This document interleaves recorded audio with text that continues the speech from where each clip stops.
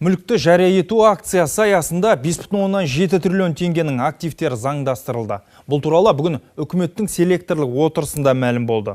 Жария етілген жылжымайтын мүлік пен қаражат ел экономикасына қаншалықты серпін беруі мүмкін. Ал капиталдардың жарыққа шығарған азаматтардың алаңсыз өмір сүруіне кепілдік бар ма? Үкімет отырысына бұдан өзге тағы қандай мәселелер арқау болды. Тақырыпты әріптесім Гүлмайра Қуатбайқызы тарқатады.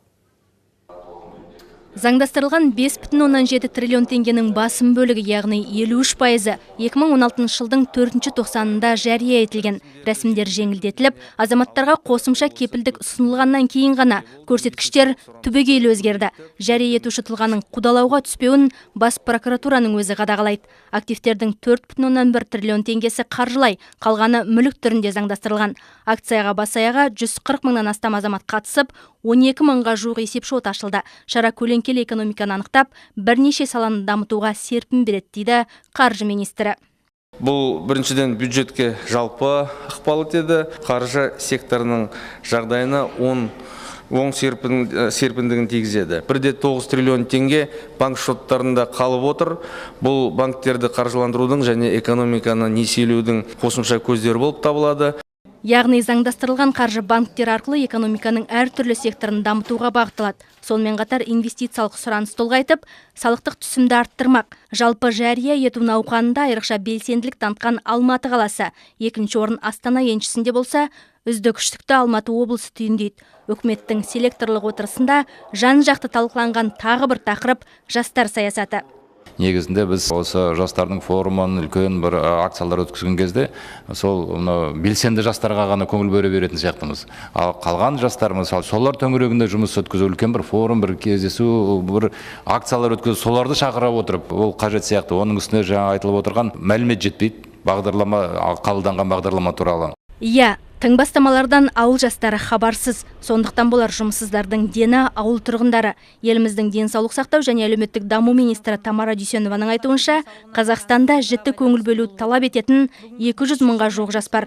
Олардың 56% ауылда. Мектеп жанынан кәсіптік бағдарлау кабинеттерінің ашылуы қалыптасқан түйткілдің түйін тарқатуға сеп болмақ.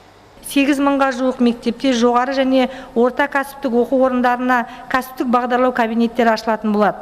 Мұнда жоғары сынып оқушыларына кәсіптік дағдылау бағыттары, жаңа және еңбек нарығындағы сұранысқа ие мамандықтар туралы ақпараттар беріліп, қажетті тестілеу бағдарламалары жүргізіледі. Бұл өте қажетті, маңызды және жұмыссыздықтың алдын алудағы ең негізгі шара болып табылады. Жұмыссыздықпен күресуде биыл қолға алынған тегін кәсіптік техникалық білім беру және еңбек бағдарламаларда маңызды рөл атқарады.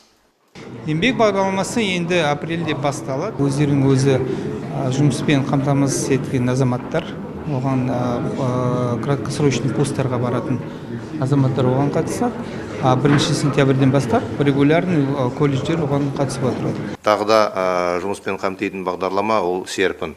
Жастарды сол кадрлық және еңбек ресурстары мол аймақтардан, атап айтқанда оңтүстік аймақтардан солтүстікке оқуға және жұмысқа жіберу бағдарлама. Біздің ойымызша бұл ақпараттық түсіндіру жұмыстарын белсенді әрі сапалы жүргізу керек деп ойлаймыз.